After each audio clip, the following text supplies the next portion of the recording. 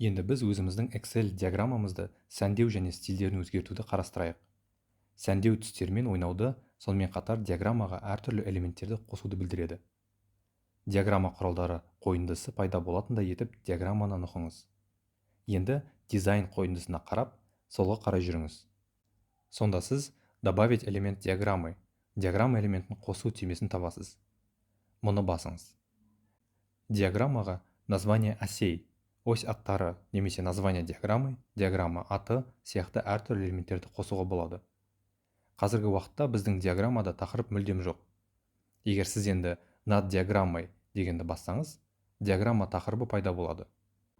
Мұнда тек диаграмма атауын өзгерту қажет.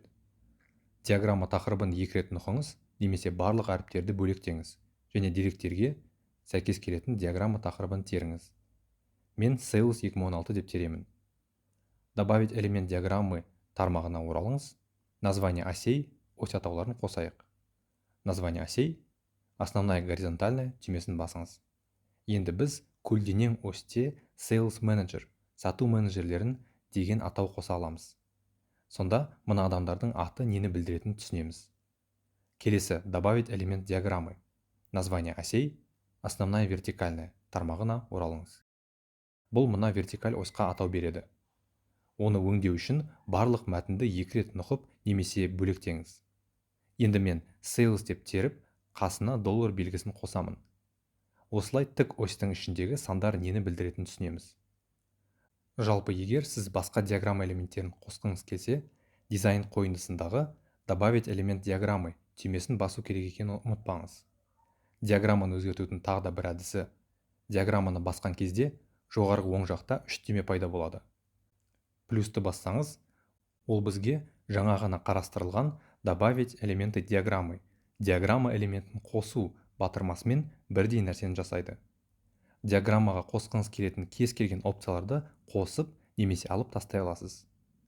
Бояу щеткасы белгішесін оқыңыз. Мұнда тағы да біз алдыңғы сабақта қарастырып кеткендей диаграмманың стилін өзгерте аласыз. Немесе цвет басып, сіз қайтадан диаграмманың түсін бұрынғыдай өзгерте аласыз. Сүзгінін оқыңыз. Бұл жерде диаграммадан қандай деректерді қосқыңыз келетінін немесе жойғыңыз келетінін таңдауға мүмкіндік береді. Айталық, біз тек осы диаграммада Михаил ханның деректерін көргіміз келеді. Құс белгіні алып тастаңыз. Содан кейін Михаил ханды таңдап, применить түймесін басыңыз. Енді график толығымен өзгерді, тек Михаил ханның сатылым деректерін көріп тұруға болады. Барлығын таңдауда қайтадан басып, применить түймесін басыңыз. Енді сіздің диаграммаңыз барлық сату менеджерлерінің сандарын көрсетеді. Сонымен естеріңізде болсын, диаграмманы өзгертудің тәсілі осы диаграмманы жоғары оң жақтағы осы үш түймені пайдалану. Диаграмманы өзгертудің келесі бір тәсілі диаграмманы екі рет басу. Көріп отырғаныңыздай Excel бағдарламасы енді формат области, формат аймағы деп аталатын жаңа мәзірді шығарды. Мұнда сіз ашылмалы мәзірді басып, область диаграммы, диаграмма аймағы, легенда, диаграмма тақырыбы, осьті және тағы да басқа нәрселерді өзгерте аласыз. Олардың әрқайсысы үшін бояу шелегі белгішесінің астындағы таңдауларды басып, өзгерту енгізе аласыз. Сіз диаграмма ішіндегі эффектілерді мына пентагон белгішесін басу арқылы өзгерте аласыз. Немесе мына размер и свойства белгішесін басу арқылы әртүрлі диаграмма элементтерінің үлкендігін өзгертуге болады. Осылардың барлығын тексеріп, не істеуге болатынын көріңіз.